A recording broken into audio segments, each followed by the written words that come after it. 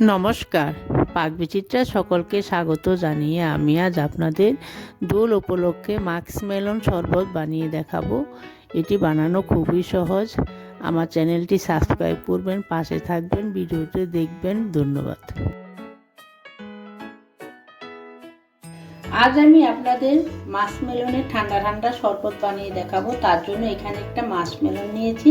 মাস্কমেলনটা আমি ভালো করে ধুয়ে পরিষ্কার করে নিয়েছি। এখন আমি কেটে নেব। দেখুন মাস্কমেলনটা আমি কেটে নিচ্ছি।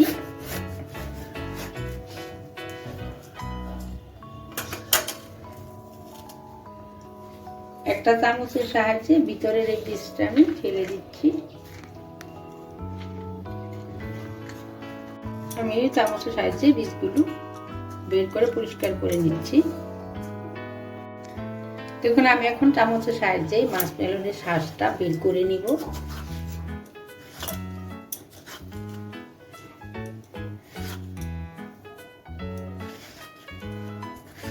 দেখুন আমি মাস্কমেলনের শাঁসটা বের করে নিয়েছি। দেখুন মাস্কমেলনের শাঁসটা আমি একটা মিক্সিং জারে নিয়ে নিয়েছি। এখন মুখটা বন্ধ করে দিচ্ছি। আমি একটা জুস তৈরি করে নেব। স্মুথ জুস তৈরি করে নিয়েছি। দেখুন একটা নন স্টিক কড়াইতে আমি পরিমাণ মতো জল দিয়ে গরম করে নিয়েছি।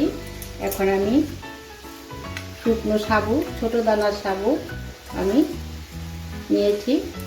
এখন আমি হাফ কাপের একটু কম আছে দিয়ে দিচ্ছি। এটাকে নেড়ে চেড়ে বয়েল করে নেব। গ্যাসটা আমি মিডিয়ামে রাখবো।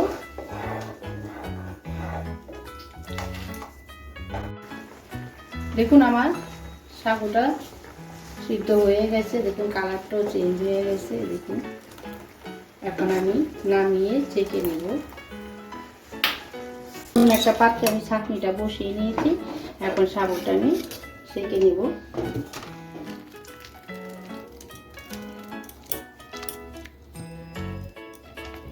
এখন আমি সাবুটা জল দিয়ে ধুয়ে নেব, যাতে একটার গায়ে একটা লেগে না যায়।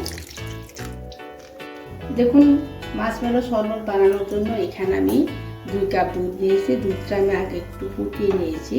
এখন আমি দুধটাকে আরেকটা বলক দিয়ে নেব। দেখুন আমার দুধ ফুটে উঠেছে। এখন আমি গ্যাসটা লোতে করে দিচ্ছি। এখানে 1 টেবিল চামচ কাস্টার্ড পাউডার নিয়েছি। নিয়ে আমি একটু জল দিয়ে গুলে নিয়েছি। এখন অল্প অল্প করে দিব, দুধের সঙ্গে মিশিয়ে নিব। গ্যাসটা সময় লোতে রেখেছি। আমি লোতে রেখে অনবরত নেড়ে চেড়ে দুধটাকে জাল করে নিব। এখন গ্যাসটাকে লো টু মিডিয়ামে রেখে আমি দুধটা জাল করে নিব, অনবরত নেড়ে চেড়ে, যাতে তলায় লেগে না যায়। এখানে আমি এখন কনডেন্স মিল্ক অ্যাড করে দিচ্ছি। এখানে 4 টেবিল চামচ কনডেন্স মিল্ক আছে। আপনারা কনডেন্স মিল্কের পরিবর্তে চিনিও দিতে পারেন। কনডেন্স মিল্ক দিলে শরবতটা একটু ক্রিমি টাইপের হবে, খেতেও ভালো লাগবে। কিন্তু আপনারা কনডেন্স মিল্ক বা চিনি দুটো মিশিয়েও করতে পারেন। এখন আমি অনবরত নেড়ে চেড়ে জাল করে নিচ্ছি। দেখুন আমার দুধটা কিন্তু অনেকটাই ঘন হয়ে গেছে। এভাবে দাগ কাটলে দেখুন হাতটা সাদা দেখাচ্ছে। হ্যাঁ, এখন আমি মাস্কমেলনের জুসটা অ্যাড করে দিচ্ছি। দিয়ে অনবরত নেড়ে চেড়ে, গ্যাসটা কিন্তু আমি লো টু মিডিয়ামে রেখেছি। অনবরত নেড়ে চেড়ে আমি এটাকে একটু জাল করে নিব 2 থেকে 3 মিনিট। দেখুন মাস্কমেলনের শরবত বানানোর জন্য আমার দুধের মিশ্রণটা তৈরি হয়ে গেছে। মাস্কমেলন আর দুধের মিশ্রণটা তৈরি হয়ে গেছে। দেখুন ঘনত্বটা নামালে আরেকটু ঘন হয়ে যাবে। এখন আমি নামিয়ে নিচ্ছি।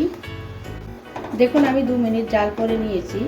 আমার শরবতের মিশ্রণটা তৈরি হয়ে গেছে। ঘনত্বটা দেখিয়ে দিচ্ছি। এখানে দুধ আর মাস্কমেলন দিয়ে একসঙ্গে আমি মিশিয়ে জাল করে নিয়েছি। এখন আমি নামিয়ে নিচ্ছি। নামিয়ে ঠান্ডা করে নেব। দেখুন আমি একটা পাত্রে ঢেলে নিয়েছি। এখন আমি ঠান্ডা করে নেব। দেখুন আমার শরবত বানানোর মাস্কমেলন মিশ্রণটা ঠান্ডা হয়ে গেছে।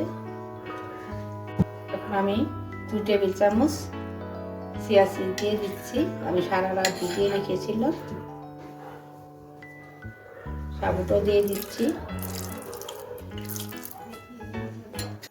এখন ভালো করে মিশিয়ে নিচ্ছি এই শরবতের রেসিপিটি।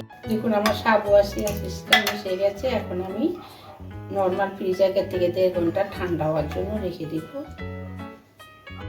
দেখুন আমার ঠান্ডা ঠান্ডা মাশমেলন শরবত তৈরি হয়ে গেছে। আমি এখন মাশমেলন দিয়ে গার্নিশ করে নিচ্ছি।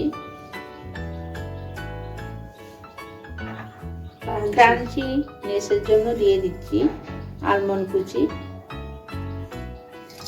আর দিয়ে দিচ্ছি চাল মগজ। আপনারা চাইলে কাজু দিতে পারেন, কাজু বাদাম, পেস্তা। দেখুন আমার ঠান্ডা ঠান্ডা মাশমেলন শরবত তৈরি হয়ে গেছে। আমি যেভাবে বানালাম আপনারা সেভাবে বানিয়ে রোজা আর হোলিতে খাবেন, দেখবেন খুব ভালো লাগবে।